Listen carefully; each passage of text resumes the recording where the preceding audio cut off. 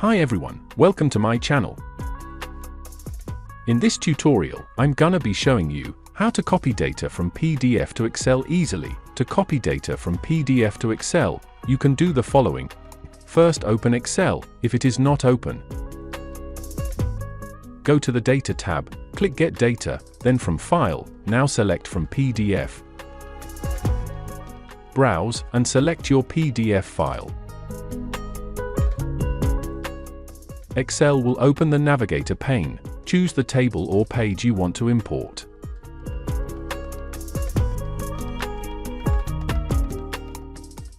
Click Load to import directly into Excel.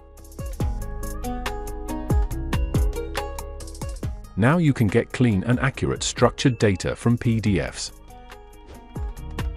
That's it. Very simple and very easy. Thanks for watching. Comment below what you'd like to see next. Don't forget to like, subscribe, and hit the notification bell for more.